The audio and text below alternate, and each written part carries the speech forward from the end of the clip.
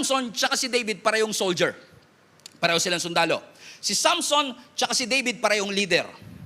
Si Samson tsaka si David parehong deliverer ng kanilang country. Pero ano ang kanilang pagkakaiba?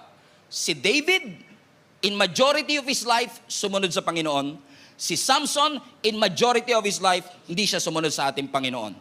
Si Samson, judge. Si David, king. Si Samson may military might.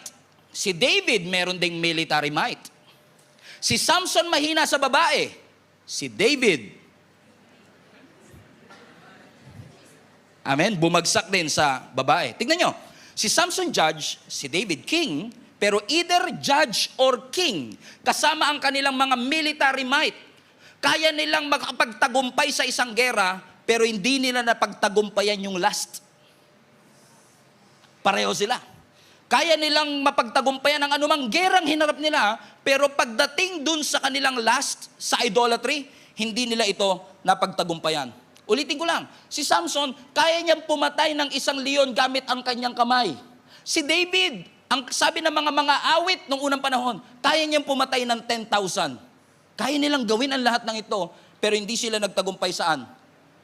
Amen? Kaya nilang magtagumpay sa biggest enemy of their life, but they cannot defeat the enemy inside of them. Yung last. Doon sila bumagsak. Anong sinasabi ng Panginoon sa bawat isa sa atin, mga kapatid? Ang sinasabi ng Lord sa atin, kahit gaano katindi ang iyong military might, kung wala ang Panginoon, hindi natin madidefeat yung mas matinding oppressor, yung kasalanan.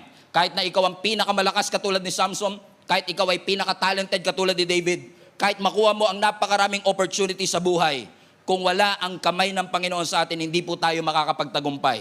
In fact, kung ginamit lang ni Samson yung lakas niya para sa kaluwalhatian ng Panginoon, na-serve niya ang purpose niya.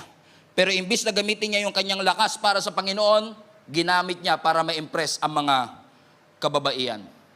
Hindi niya na-realize na sa kanyang sunod-sunod na pagsuway, nawawala na pala unti-unti ang anointing at kamay ng Panginoon sa kanya. Hindi ko alam kung sino kinakausap ng Panginoon dito, na marami sa ating confident pa rin tayo kasi palagay natin may anointing pa rin ang ating ginagawa, pero baka hindi natin namamalaya na unti-unti nang nawawala yung gigil, yung gilas, yung bangis ng ating paglilingkod sa ating Panginoon, at nakakatakot pong isipin na iniisip natin kasama natin ang ating Panginoon only to find out na paggising mo isang umaga, magugulat ka na lang, wala na pala sa iyo ang kamay ng ating Panginoon. At iisipin natin iniwan tayo ng Panginoon, pero ang totoo tayo ang umiwan sa Kanya. Na hindi ka na kasing excited ng katulad ng dati, wala nang goosebumps na katulad ng dati, hindi ka na kasing passionate ng katulad ng dati, the Word of God doesn't move you anymore, the Word of